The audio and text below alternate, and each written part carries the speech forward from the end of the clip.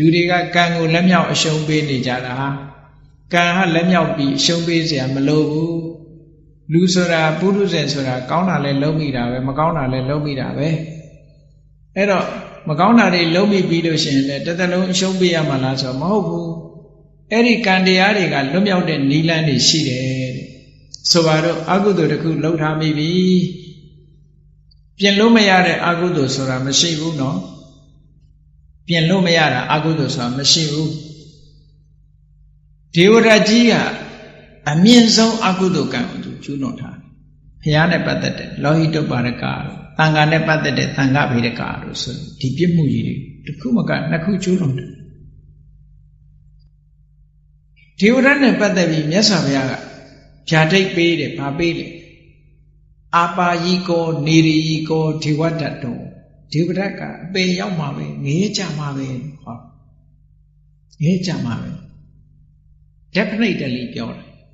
အတ္တိကိစ္စပြင်လို့မရတော့ဘူးပူဇော်လို့မရတော့ဘူးကပ္ပထောတကဘာလုံးငရဲမှာခံရမယ်လို့ဒီလိုပြောတယ်အဲ့ဒီပြောဆိုချက်နဲ့ပတ်သက်ပြီးတော့ယဟန်ချုပ်ကတန်တရားဖြစ်တယ်မြတ်စွာဘုရားကဘာလို့ဒီလိုဓာတ်ကိုဒီလိုအတိအကျကြီးပြောနိုင်တာတော့လို့ဆိုမြတ်စွာဘုရားရှင်းပြတယ်အဲ့ဒါလည်းမှတ်သားစရာတစ်ခုပဲ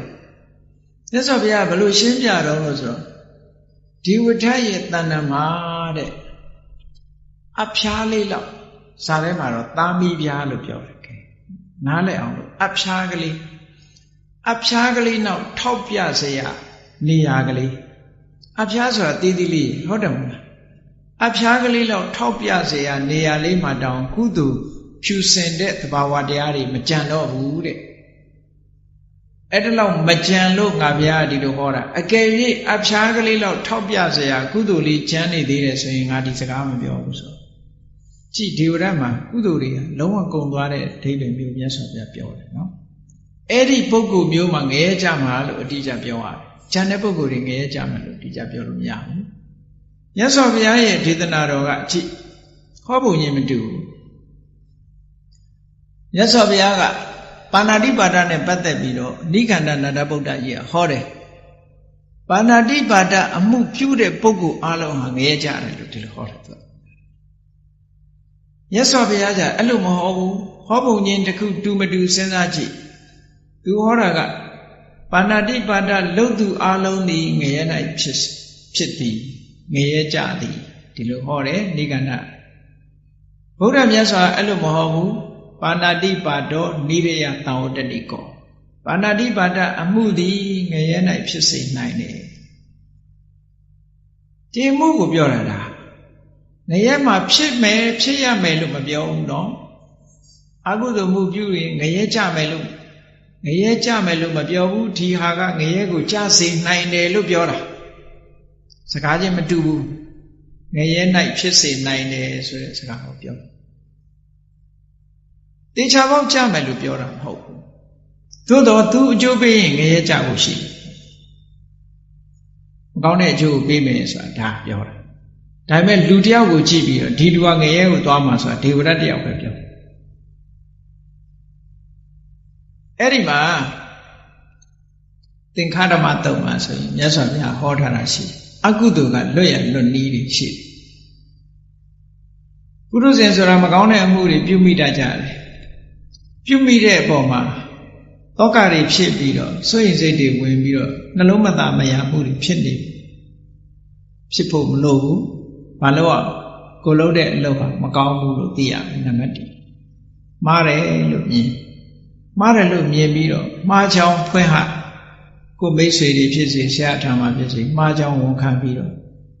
အဲ့ဒီအမှားမျိုးနောက်ထပ်မမှားအောင်ရှောင်ကျဉ်ရမယ်ဒါအဖြေပဲနောက်ထပ်မမှားအောင်ရှောင်ကျဉ်ရမယ်ရှောင်ကျဉ်ပြီးတဲ့အခါကောင်းတာတွေဆက်လုပ်အောင်အဲ့ဒါဆိုရင်ဒီကံကလွတ်သွားမှာမသိကြဒါပယ်ဖြတ်တာမဟုတ်ဘူးကံကလွတ်တဲ့နည်းပြောတာနော်ကံကလွတ်တဲ့နည်းကံဆိုတာရည်ရွယ်ချက်တွေအများကြီးရှိတယ်ဘေးကအချမ်းရံအကြောင်းတွေပေါ်မှာမှီတည်ပြီးတော့ကံကအကျိုးပေးလို့ရတယ်အခြေအနေကောင်းတွေမှာရှိနေတဲ့ပုဂ္ဂိုလ်ဟာဒီအကုသိုလ်ကံကအကျိုးပေးလို့မရဘူးမြတ်စွာဘုရားကလောနကပ္ပလတုံမှာစားအိုးနဲ့စားခဲလေးနဲ့ဥပမာပေးထားတာမှတ်သားစရာပေါ့ကံနဲ့ပတ်သက်တာ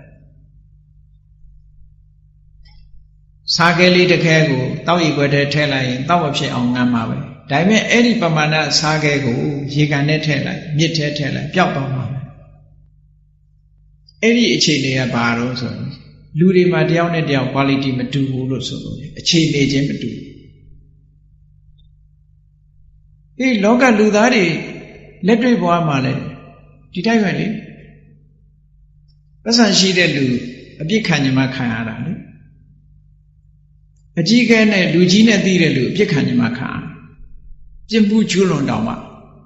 လွတ်နေတာတွေမရှိဘူးလားရှိတယ်ဘာလို့ဒါအခြေအနေကောင်းလို့ခေါ်တယ်ပတ်စံရှိတဲ့လူကသူကပတ်စံဟာအခြေအနေကောင်းပဲနော်အဲ့ဒီအခြေအနေကောင်းကြောင့်ပြင်းမှုကလွတ်ဒါလည်းအခြေအနေကောင်းတစ်ခုအဲ့တော့ကံတရားကလွတ်ဖို့ဆိုတာဒီလူတယောက်ဟာကောင်းတာတွေလုပ်တယ်ကိုချင်းတရားကောင်းတယ်သို့တော့ပုရုษင်ဘဝမှာအကုသိုလ်လုပ်မိတယ်လုံးဝဒီ